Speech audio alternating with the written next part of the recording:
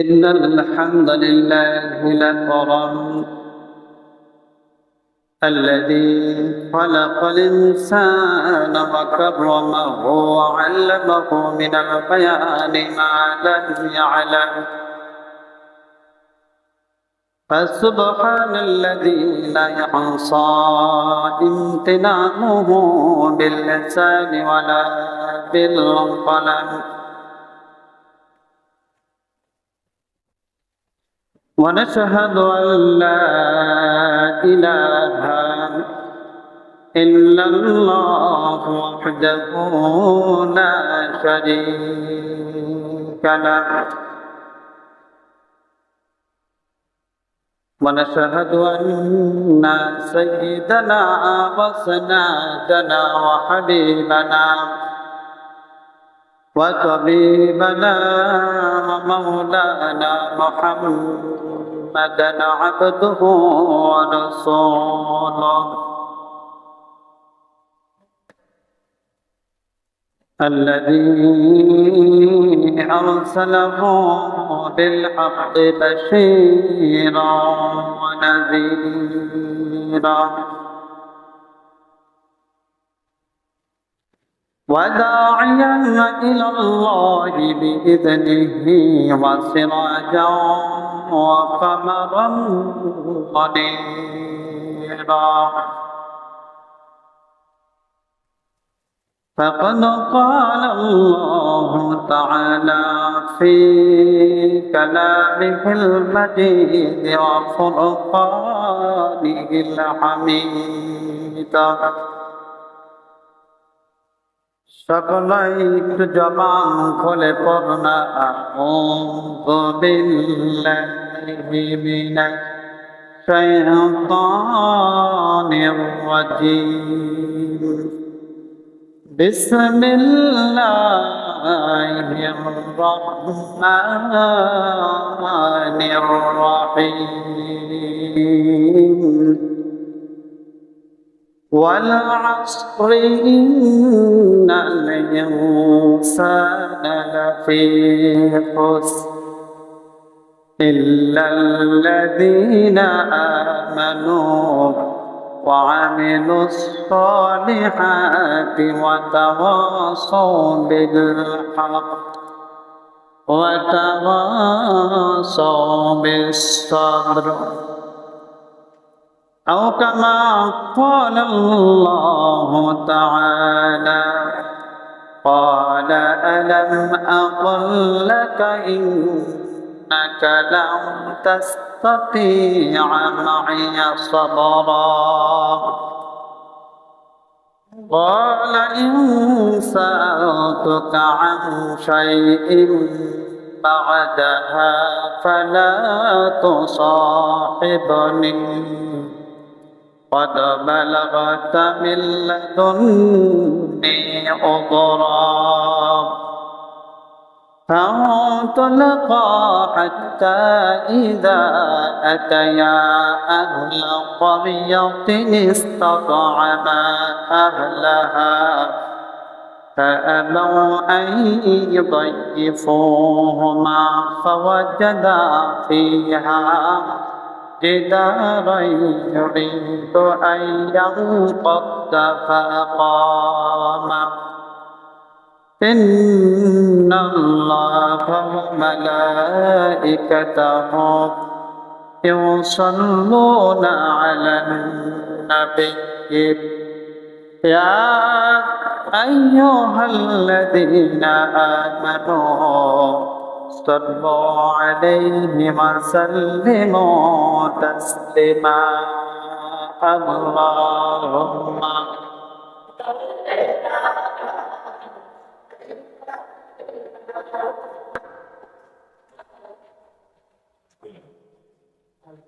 وعلى آل سيدنا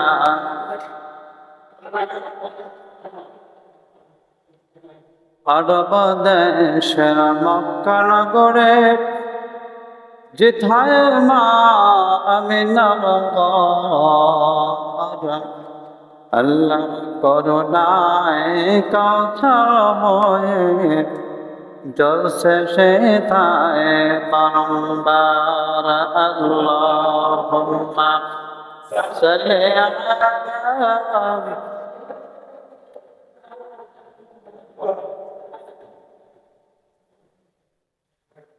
وعلى آل سيدنا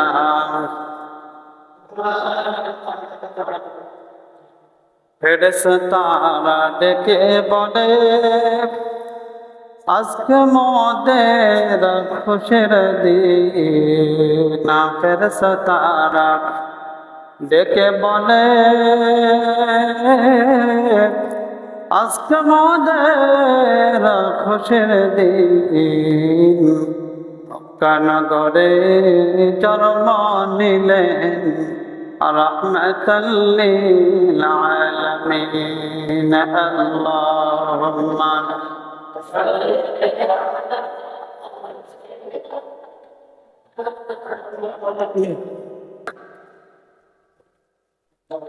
وعلى آل سيدنا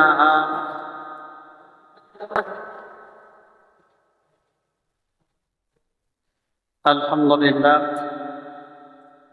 আল্লাহ রাব্বুল আলামিনের উপর লাখ কোটি শুকরিয়া আদায় করছি যে মহান তাবারক ওয়া তাআলা অত্যন্ত মহাব্বত করে ভালোবেসে দুনিয়াবী সমস্ত কাজ থেকে বিরত রেখে শ্রেষ্ঠতম মাস, শ্রেষ্ঠতম দিন, সপ্তাহের শ্রেষ্ঠ দিন, মাসের মধ্যেও সম্মানিত মাস, হিজরি সনের প্রথম মাস মুহররম মাসের আজ 10তম দিন, যে মহান আল্লাহ তাআলা আশুরার দিনে আমাদের সুস্থতা দান করে তার ঘরে আসার মতো সুযোগ দান করেছেন। সকলেই সেই রবের প্রতি শুকরিয়া আদায় করছি বলে আলহামদুলিল্লাহ। দেখেন, আল্লাহ চাইলে আমাদের হসপিটালের বেডে রাখতে পারতো কিনা? মহান আল্লাহ তাআলা চাইলে বিভিন্ন পথে, বিভিন্ন রাস্তায়, বিভিন্ন স্থানে আমাদের রাখতে পারতেন। তো যে আল্লাহ তাআলা আমাদের ভালোবেসে শ্রেষ্ঠতম দিনে তার হুকুম আদায়ের উদ্দেশ্যে মসজিদে আসার মতো সুযোগ দান করেছেন, সকলেই ওই রবের প্রতি আরো একবার শুকরিয়া আদায় করছি বলে আলহামদুলিল্লাহ। অতঃপর লাখ কোটি দরুদ ও সালাম মুক্তির দিশারি সাইয়্যিদুল মুরসালিন খাতামুন নবিয়্যিন রাহমাতাল লিল আলামিন, যে নবীকে আল্লাহ রাব্বুল আলামিন এই পৃথিবীতে সৃষ্টি না করলে কোনো কিছুই তিনি সৃষ্টি করতেন না,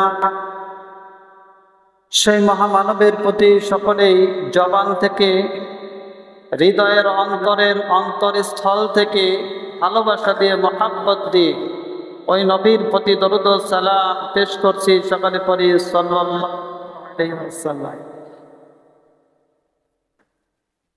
আমি আলোচনার শুরুতে আমার খুতবাতে সূরাতুল আসর তেলাওয়াত করেছি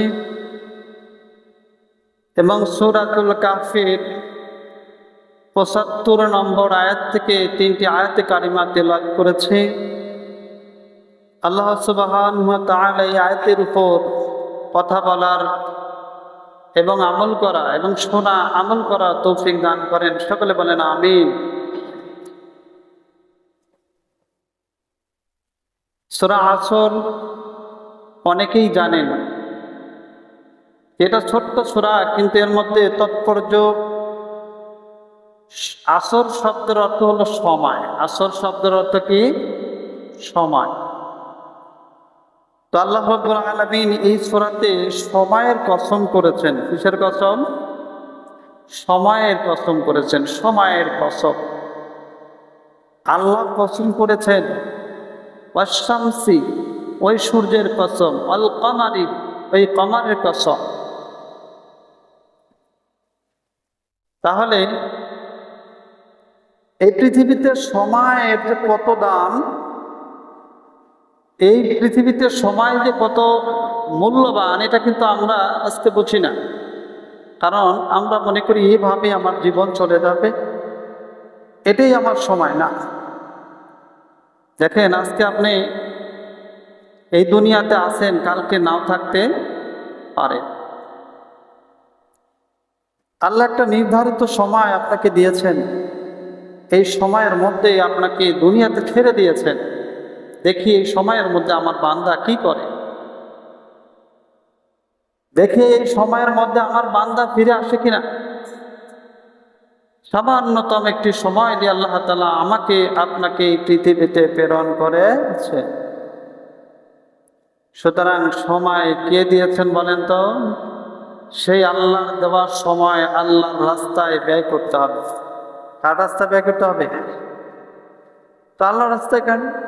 যখন আযান হবে, দেখেন আমরা 5 ওয়াক্ত নামাজে যদি প্রত্যেক ফরজ নামাজে 10 মিনিট করে কেউ সময় দেয়, 5 10 50 মিনিট, 1 ঘন্টা হচ্ছে না।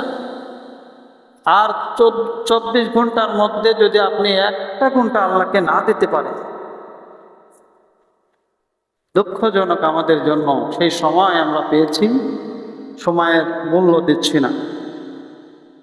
আল্লাহ রাব্বুল আলামিন বলেন, ইন্নাল ইনসানা লাফি খুসর, নিশ্চয় মানুষ ক্ষতিগ্রস্তর মধ্যে রয়েছে, মানুষ ক্ষতির মধ্যে পড়ে যাবে, মানুষ ক্ষতির মধ্যে দাবিত হবে।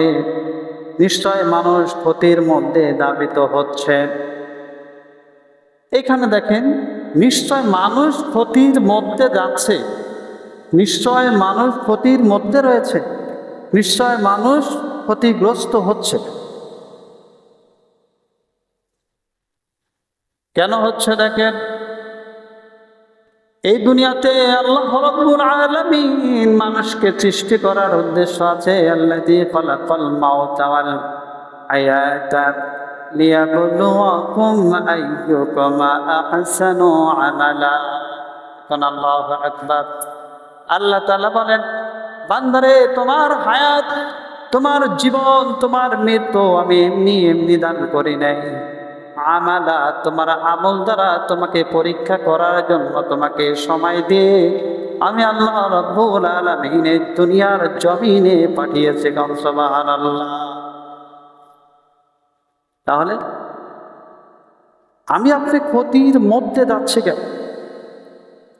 আল্লাহ পরবর্তী আয়াতে বলছেন, ইল্লাল্লাযীনা আমানু ওয়া আমিলুস সালিহাতি ওয়া তাওয়াসাউ বিল হক ওয়া তাওয়াসাউ বিস সাবর।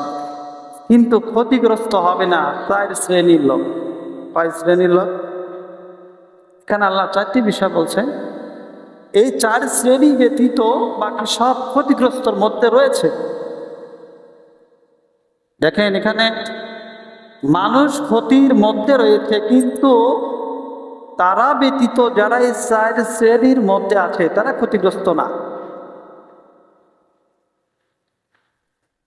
1 নম্বর হলো ইল্লাল্লাযীনা আমানু, যারা ঈমান এনেছে, সত্যকে সত্য বলেছে, মিথ্যাকে মিথ্যা বলে সাক্ষী দিয়েছে, সত্যের পথ অবলম্বন করেছে, সত্যের উপদেশ গ্রহণ করেছে, সত্যর বিধান কায়েম করেছে, সত্যর বিধান অনুযায়ী জীবনযাপন করেছে। আল্লাহ রাব্বুল আলামিন বলেন, যারা খাস করে ঈমান এনেছে ওই ব্যক্তি কখনো ক্ষতিগ্রস্ত হতে পারে না। সুবহানাল্লাহ। তাহলে বোঝা যায় 1 নম্বর বিষয় হলো, যারা ঈমান এনেছে, ঈমানকে মজবুত করেছে,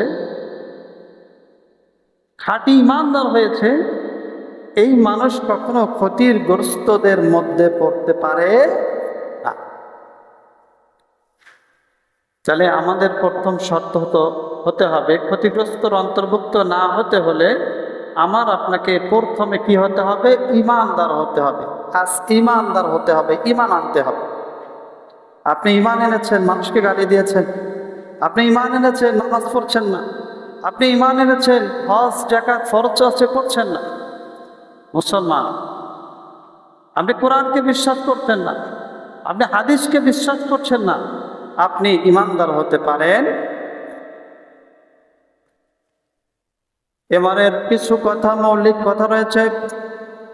আমানতু বিল্লাহি ওয়া মালাইকাতিহি ওয়া কুতুবিহি ওয়া রুসুলিহি ওয়াল ইয়াউমিল আখির ওয়াল কদরি খাইরিহি ওয়া শাররিহি মিনাল্লাহি তাআলা ওয়াল বা'সি বা'দাল মাউত। আল্লাহু আকবার।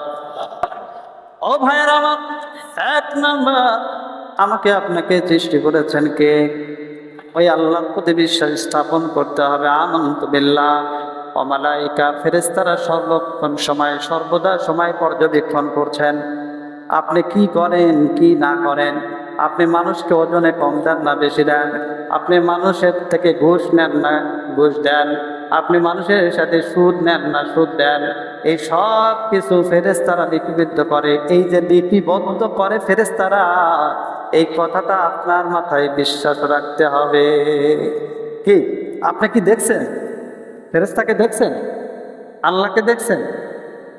অথচ কি করতে হবে? বিশ্বাস করতে হবে। কুতুবিহি, এই যে কিতাব, এই কিতাবের প্রতি ঈমান আনতে হবে, বিশ্বাস রাখতে হবে।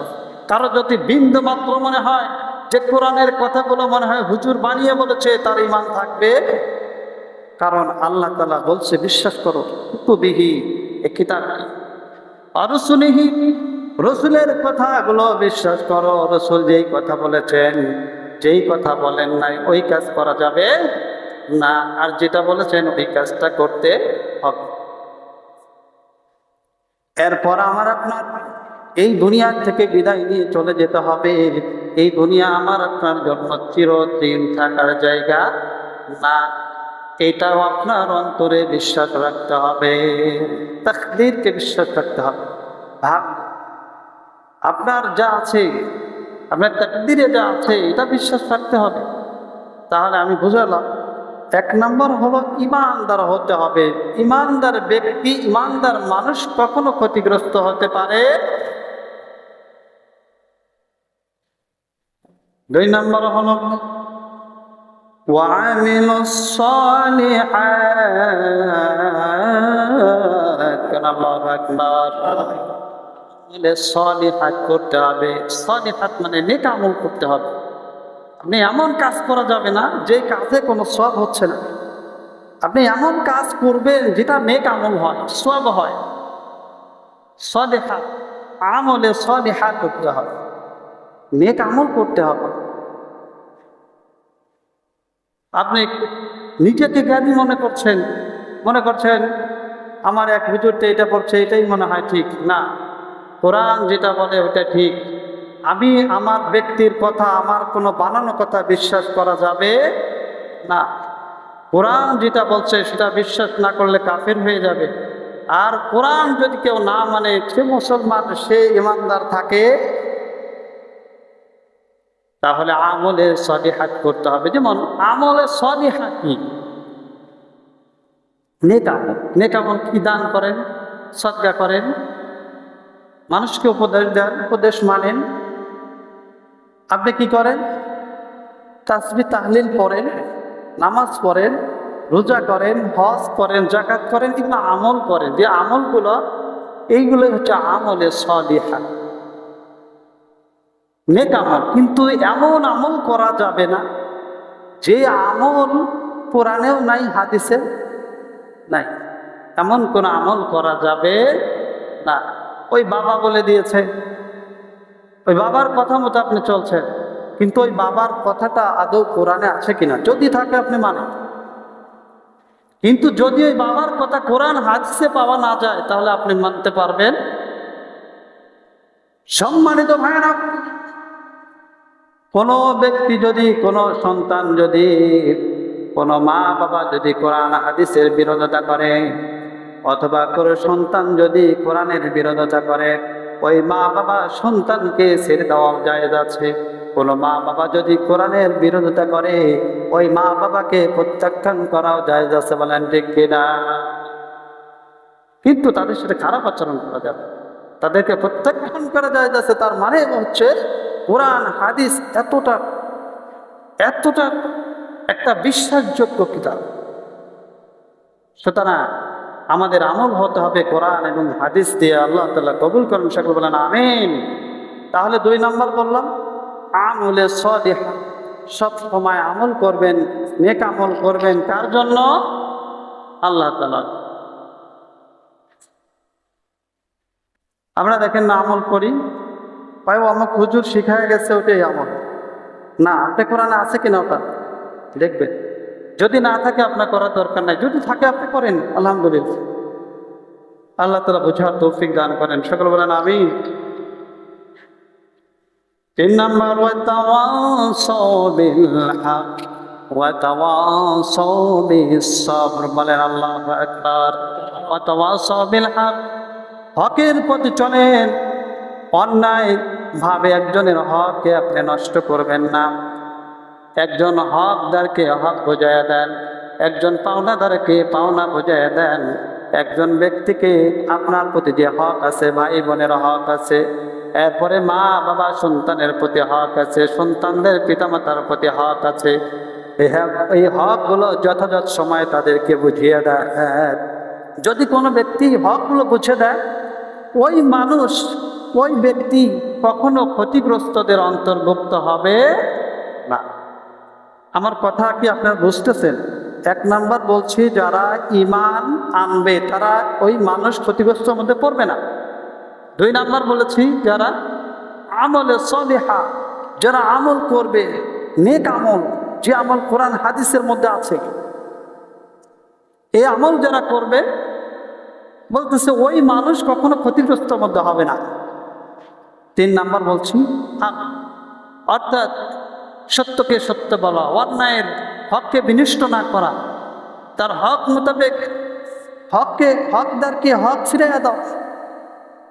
হাদিসের মধ্যে আসছে, কোনো ব্যক্তি যদি কারো হক নষ্ট করে, কোরআন বলছে সুম্মা ইন্নাকুম ইয়াউমাল কিয়ামা, কিয়ামতের ময়দানে হকদারের হক যদি ফিরিয়ে না দেয়, সুম্মা ইয়াউমাল কিয়ামাতি সুম্মা লা তানতাসিরুন, ওই ব্যক্তিকে ধরবে কিয়ামতের ময়দানে, তোমার কাছে আমার অমুক জিনিস পাওনা ছিল, হক ছিল, তুমি দাও নাই, আজকে কিয়ামতের ময়দানে জান্নাতে দিতে দেব না, আমার হক বুঝিয়ে দাও। সুবহানাল্লাহ, বলে বুঝিয়ে দাও। কত হক নষ্ট করেছো, ওই হকগুলো বুঝিয়ে দাও।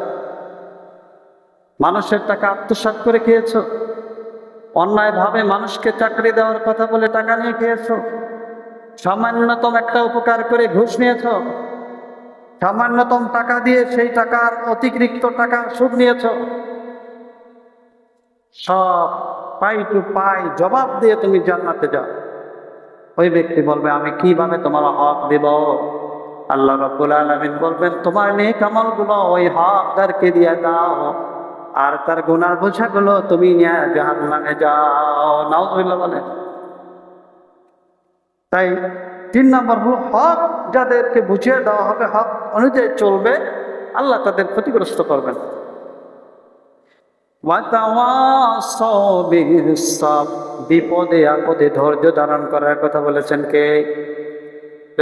কে বলেছে? আল্লাহ তাআলা। বিপদ আসবে, মুমিন যারা হবে, খাঁটি ইমানদার যারা হবে, বিপদ তাদের আসবে। কোনো ইমামের যদি বিপদ না আসে, ও খাঁটি ইমানদার না। কোনো মুমিনের যদি কোনো বিপদ না আসে, খাঁটি মুমিন না। কোনো ব্যক্তির উপরে যদি মুসিবত না আসে, সে সমাজের মধ্যে ভালো ব্যক্তি না। কথা বুঝতে পারছিস? যেই ব্যক্তির উপর মুসিবত আসবে, বিপদ আসবে, বুঝতে হবে যে মুমিনকে আল্লাহ বিপদ দিয়ে পরীক্ষা করেন। মুমিন কখনো বিপদে গাফেল হয় না। মুমিন সব সময় আল্লাহ তাআলার জন্য সবর করে ওয়াতাওয়াসাউ বিস সবর, আর এই সবর করার কারণে ওই ব্যক্তি কখনো ক্ষতিগ্রস্ত হবে না। ওয়াতাওয়াসাউ বিল হাক্কি ওয়াতাওয়াসাউ বিস সবর, কি সুন্দর কথা বলছে যে যারা হকের উপদেশ দেবে, যারা বিপদে ধৈর্য ধারণ করবে, ধৈর্যের উপদেশ দিবে, এদেরকে আল্লাহ ক্ষতিগ্রস্তের মধ্যে ফেলবেন। সম্মানিত ভাইয়েরা আমার, এই হকের ব্যাপারে হযরত মূসা আলাইহিস সালাতু ওয়াস সালাম সূরাতুল কাহফের 56 নম্বর আয়াত থেকে প্রায় ৭৮-৮০ আয়াত পর্যন্ত আল্লাহ তাআলা বর্ণনা করেছেন। হযরত মূসা আলাইহিস সালাম তার কওমের কাছে একদিন বর্ণনা করতেছিলেন, কিছু কথা বলতেছিলেন ইলমের ব্যাপারে। কিসের ব্যাপারে? ইলমের ব্যাপারে কথা বলতেছে। কি এলেম? হযরত মূসা বললেন, এইখানে তোমরা যারা উপস্থিত আছো, তোমরা আজকে যে কোনো প্রশ্ন আমাকে করতে পারো, আমি তোমাদের প্রশ্নের জবাব দেব। হযরত মূসার সামনে অনেক লোক বসা, বলতেছে তোমরা তোমাদের উপবিষ্ট যারা আছো, তোমরা আমাকে প্রশ্ন করো, আমি তোমাদের প্রশ্নের জবাব দেব। একজন ব্যক্তি দাঁড়ায় গেলেন, দাঁড়িয়ে যেয়ে বললেন, হুজুর আমার একটা প্রশ্ন আছে। কি প্রশ্ন? মূসা আলাইহিস সালামকে ওই ব্যক্তি প্রশ্ন করলেন যে হুজুর, আমরা এই উপবিষ্ট সকলে এখানে আছি, মসজিদের মধ্যে আছি, বলেন তো আমাদের মধ্যে সবচাইতে জ্ঞানী ব্যক্তিকে? সবচাইতে জ্ঞানী ব্যক্তি কি? সবচাইতে আমল ভালো কার? সবচাইতে দিনদারিত্ব কি? সবচাইতে বেশি জ্ঞান কার? এই ব্যক্তির প্রশ্নের জবাবে হযরতে মূসা আলাইহিস সালাম বললেন যে এদের সবার মধ্যে বেশি জ্ঞানী হলো আমি মূসা। সবার মধ্যে জ্ঞানী কে? আমি মূসা। এই কথাটা আল্লাহর ভালো লাগে নাই। কার ভালো লাগে নাই? আল্লাহ তাআলার ভালো লাগে নাই। যে মূসা তুমি বলতে পারতে যে সব জ্ঞানের জ্ঞানী হলো আল্লাহ, তা না বলে মূসা তুমি কেন বললে যে তুমি জ্ঞানী? একজন ব্যক্তি যদি জিজ্ঞেস করে হুজুর আপনি তো অনেক জ্ঞানী, আর আমিও যদি হ্যাঁ ঠিক আছে আমি তো জ্ঞানী, আমি তো আলেম, না, আমার চাইতেও আপনার আরেকজন ব্যক্তির মধ্যে জ্ঞান বেশি থাকতে পারে। আমরা অনেকে তো পণ্ডিত মানি, পণ্ডিত মনে করি, হুজুর কিসের জ্ঞানী? এখন সাধারণ লোকজনেই বয়ান দেয়, কারণ ইউটিউব আছে না, ইউটিউব হয়ে গেছে দলিল। কি হয়ে গেছে? ইউটিউব হয়ে গেছে কি? কোরআন হাদিস আর বড় লাগে না, ইউটিউবে যা সার্চ দেয় যে আজকে হুজুর যে বয়ান করলো আসলে ঠিক আছে কিনা দেখি। কি ভাই কথা ভুল করলাম? সম্মানিত ভাইয়েরা আমার, হযরতে মূসার এই কথাটা আল্লাহ রাব্বুল আলামিনের ভালো লাগে নাই। লাগার কারণে মূসাকে ডাক দিয়ে বললেন, মূসা রে, ও মূসা, তুমি শুধু জ্ঞানী নয়, তোমার চাইতেও বড় জ্ঞানী আছে, তোমার চাইতেও বেশ জ্ঞানী আমি আল্লাহ তাআলা এই দুনিয়ায় রেখেছি। কোন সুবহানাল্লাহ। একজন ব্যক্তিকে যদি বলা হয় ভাই আপনি তো জ্ঞানী, ঠিক আছে, আপনি মাস্টার মানুষ, ঠিক আছে, কিন্তু আপনার চাইতেও আরেকজন ভালো জ্ঞানী, আচ্ছা বলেন তো তার মধ্যে কৌতূহল জাগবে কিনা যে আমার চাইতে যেহেতু জ্ঞানী বেশি, তার থেকে আমার কিছু জ্ঞান শিক্ষা করা অর্জন করা দরকার, ঠিক কিনা? যে আমার কিছু জ্ঞান অর্জন করা দরকার। হযরতে মূসা আলাইহিস সালাম আল্লাহ রাব্বুল আলামিনের কাছে আরজি পেশ করলেন, ক্বালা লাহু মূসা আলা আত্তাবিউকা আলা আন তুআল্লিমানি মিম্মা উল্লিমতা রুশদা। কান আল্লাহু আকবার। আল্লাহ কাছে বললেন, আল্লাহ আমার চাইতে যেই ব্যক্তিকে আপনি বেশি জ্ঞান দান করেছেন, আমি তার কাছে যেতে চাই, তার থেকে কিছু জ্ঞান শিখতে চাই। সুবহানাল্লাহ। এটা অনেক লম্বা চড়া ইতিহাস এবং কোরআনের ঘটনা। সূরা কাহাফের মধ্যে পাবেন 56 থেকে প্রায় 83 পর্যন্ত। আল্লাহ রাব্বুল আলামিন বললেন, ওহে মূসা, অবশ্যই তুমি তার কাছে জ্ঞান অর্জন করতে যেতে পারো, তাহলে যাওয়ার কিছু শর্ত শুনে নাও। তুমি ওই ব্যক্তিকে কোথায় পাবে? মূসা প্রশ্ন করলে, ইয়া রাব্বুল আলামিন, ওই ব্যক্তির অ্যাড্রেসটা দাও, ওই ব্যক্তির ঠিকানাটাকে আমাকে দিয়ে দাও। আল্লাহ তাআলা এখানে কিছুটা গোপন করলেন, মূসা রে, তোমার কাছে একটা মাছ দিলাম, এই মাছটা তুমি নিয়ে যাবে ওই দুই পাহাড়ের পদদেশে একটা সমুদ্রের একটা স্থল আছে, বন্দর আছে, এই পাশেই ওই লোক অবস্থান করে। কোন সুবহানাল্লাহ। ওই লোক কোথায় থাকে? পাহাড়ের পদদেশে, সমুদ্রের কিনারে। ওইখানে তুমি যাও, যাওয়ার পরে ওই ব্যক্তির সাথে কথা বলো, তার থেকে তুমি জ্ঞান শিখতে পারো। সম্মানিত ভাইয়েরা আমার, দুইটা রেওয়াত আছে কেউ বলেছে মরা মাছ, কেউ বলেছে ভাজা মাছ নিয়ে তার একজন সঙ্গী নিলেন। সঙ্গীর নাম হলো ইউশা ইবনে নুন। ইউশা ইবনে নুনকে নিয়ে মুসা রওনা দিলেন ইলম শিক্ষার জন্য, জ্ঞান অর্জন করার জন্য। কি অর্জন করার জন্য? জ্ঞান অর্জন করার জন্য। এবার যাইতে যাইতে লম্বা চওড়া একটি বিস্তারিত তাফসীর, হযরত মুসা তার সঙ্গীকে নিয়ে জ্ঞান শেখার জন্য বের হলেন। কোথায় বের হলেন? ওই যে আল্লাহ তাআলা জানায় দিলেন পাহাড়ের পদদেশে সমুদ্রের একটি স্থল বন্দর জায়গাতে, এমন একটি জায়গায় ওই ব্যক্তি থাকে যেখানে বড় একটা পাথর আছে। কি আছে? বড় একটা পাথর আছে। মুসা যাচ্ছিলেন, যাওয়ার পর যাইতে যাইতে ঠিক ওই জায়গায় পৌঁছায় গেলেন। তার মাছটা তাদের মনে হলো মাছটা কখন জীবিত হয়ে চলে যাবে, কোন দিকে খেয়াল রাখতে হবে।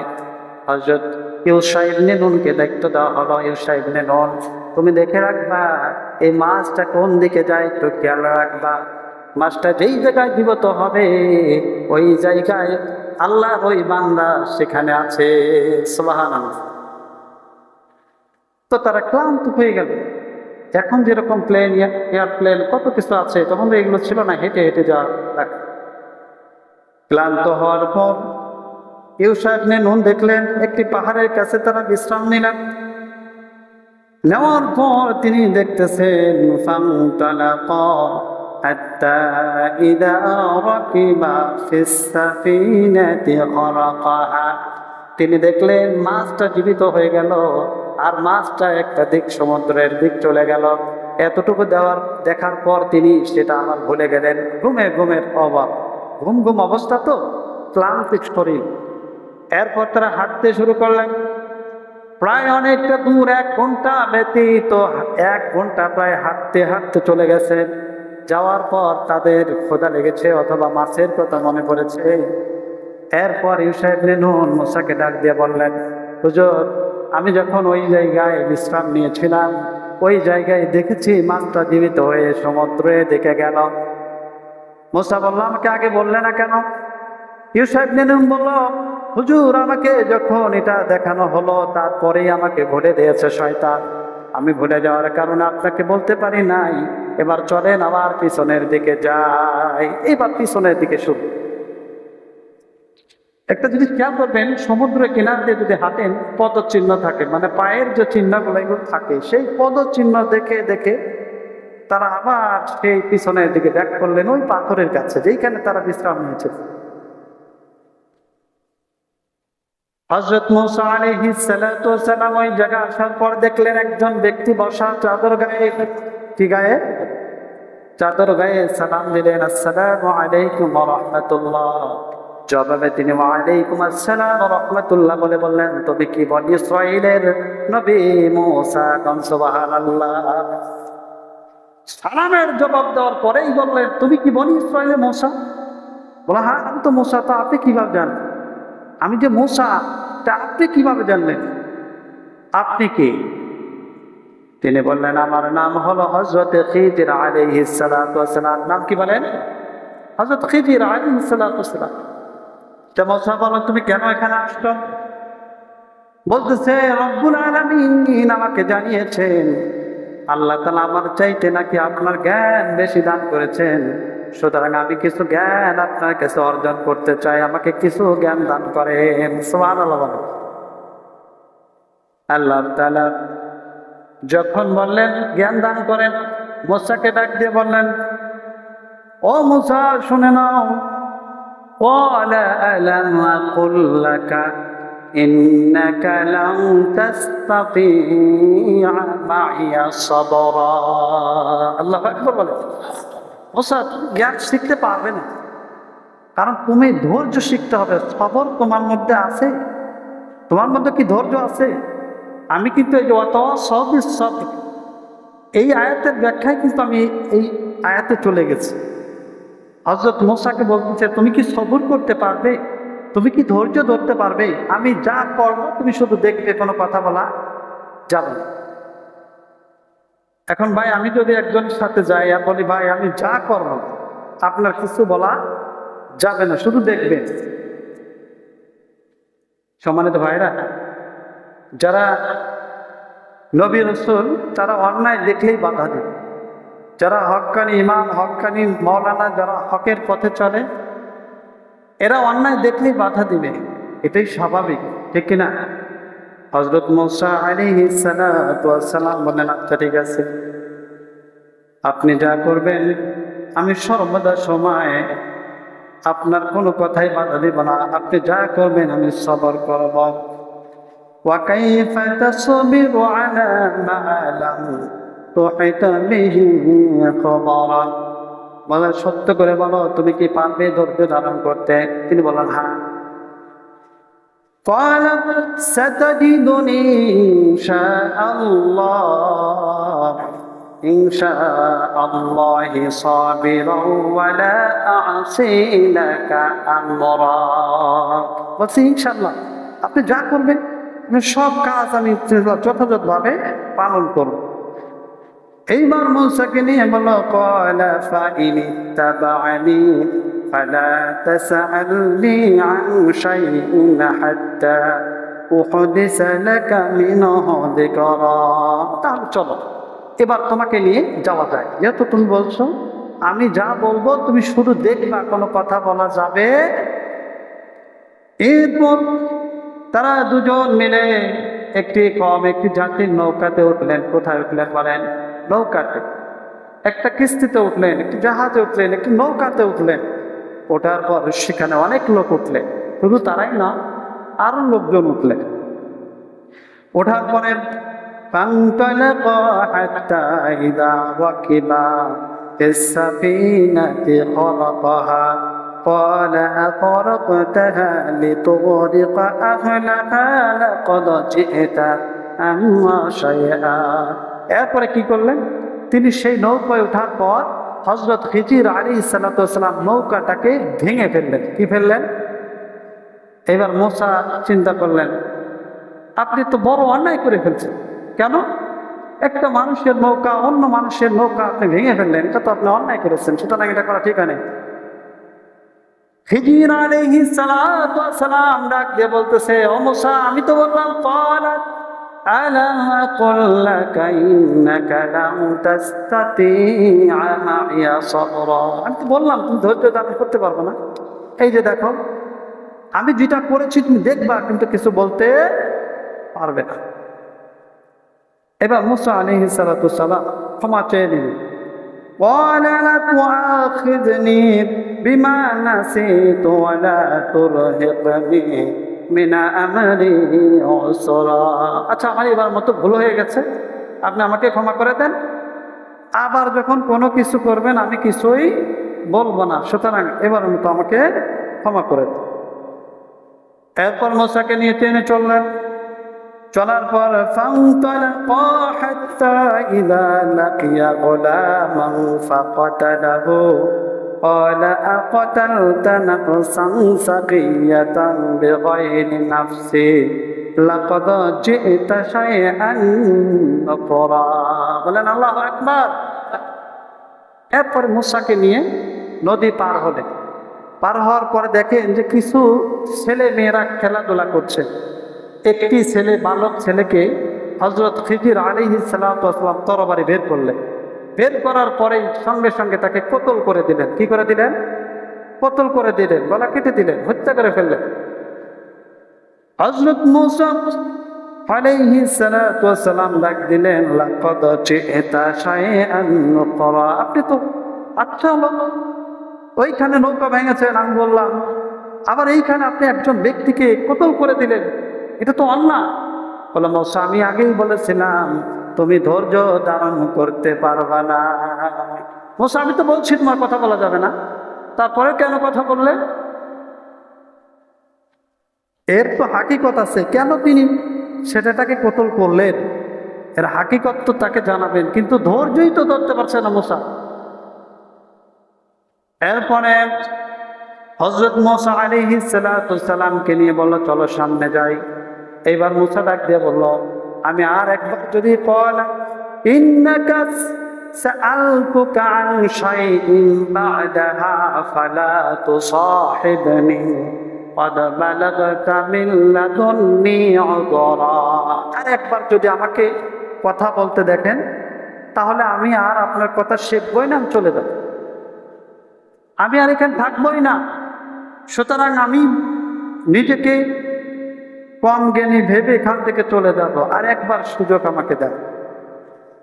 এরপরে তাকে সুযোগ দেওয়া হলো, বলো তাহলে চলো যাই।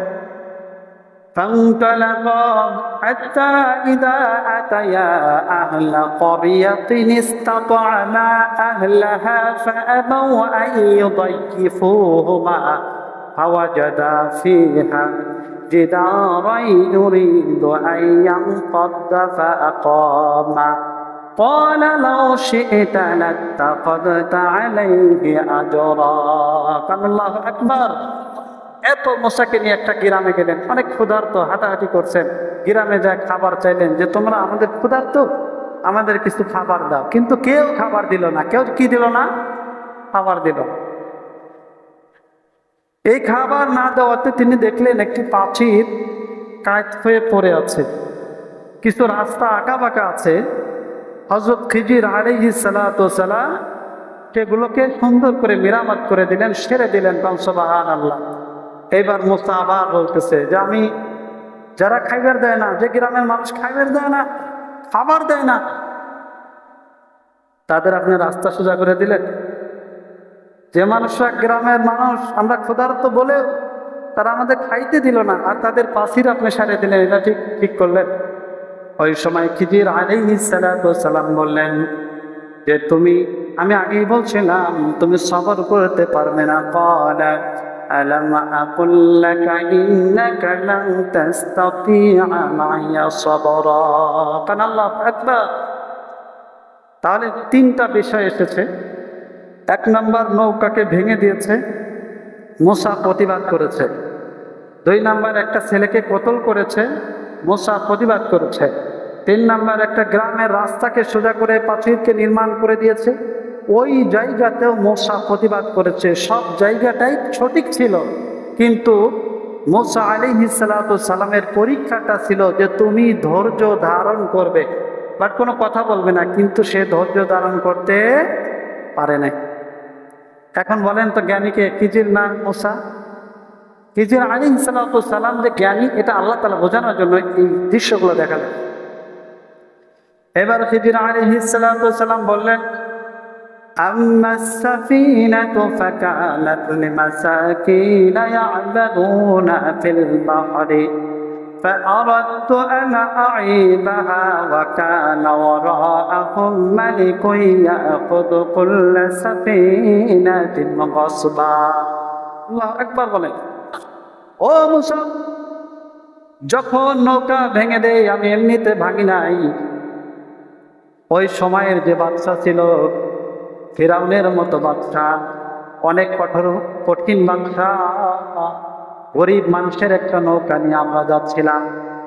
ওই বাদশা যাদের ভালো ভালো নৌকা দেখত সব নৌকাগুলো কেড়ে নিয়ে যেত, যার কারণে এই নৌকাটাও ছিল ভালো, আমি ভেঙে দিলাম যাতে ওই ডাকাতেরা, ওই বাদশার লোকেরা নৌকাটা না নিয়ে যেতে পারে। কারণ সুবহানাল্লাহ। মুসা তাহলে আমাকে আগে কবেন না, বলে এটাই তো জ্ঞান, এটাই তো কি শিখছ? জ্ঞান শিখছ। আলেমদের উপরে কথা বলতে হয় না। ভার্সিটি থেকে অনার্স মাস্টার্স করে এমনি আসে নাই, আপনি গোলাম ভাবেন না। ওর কথা কি বলছেন? আপনার চাকরি, মসজিদের চাকরি, এগুলো গোলামি ভাবে মানুষ। হযরতে মুসা আলাইহিস সালাতু ওয়াস সালাম বললেন আপনি অবাক হয়ে গেলাম যে আল্লাহ তাআলা আপনাকে এইভাবে হিকমত দান করেছেন, আপনি বুঝতে পেরে গরিবের নৌকাটা বাঁচিয়ে দিয়েছেন। সুবহানাল্লাহ বলেন।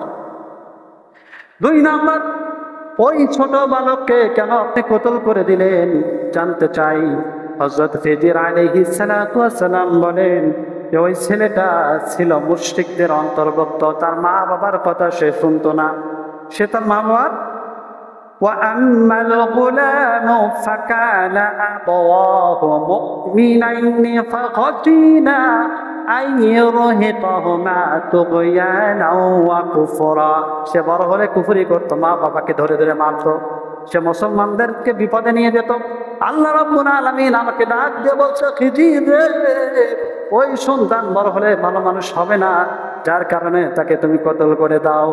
আমি আল্লাহর অর্ডারে কতল করে দিয়েছি, আর তার জন্য দোয়া করেছি নেক সন্তানের জন্য। সুবহানাল্লাহ।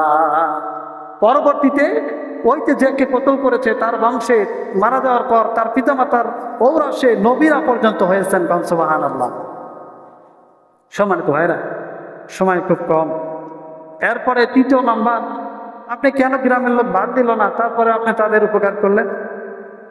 বলো, ওই যে দেওয়াল দেখছো, ওই দেওয়ালের নিচে কিছু কিছু এতিম বাচ্চাদের লুকায়, তো তাদের কিছু অর্থ সম্পদ ওই যে ভান্ডার, এই জায়গায় লুকিয়ে রাখা হয়েছিল।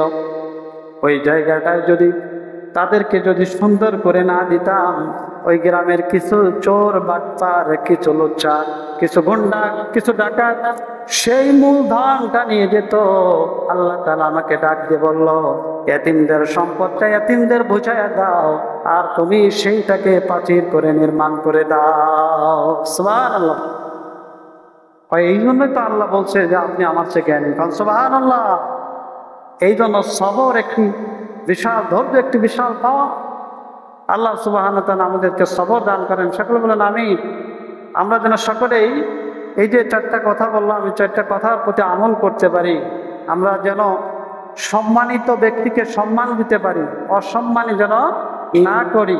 এরপরে কোনো মানুষকে হাও প্রতিপন্ন না করি, মানুষকে ভালোবাসার চেষ্টা করবেন। সে যদি অসহায়, গরিব, এতে মিসকিন হয়, লা ইয়ারহামুল্লাহু মান লা ইয়ারহামুন নাস, যে ব্যক্তি মানুষকে মহব্বত করে না, ভালোবাসে না, সে আল্লাহ তাআলা তার প্রতি রহমত দিতে পারে না। সুতরাং আল্লাহ তাআলা যেন আমাদের সকলকে চারটি কথার উপর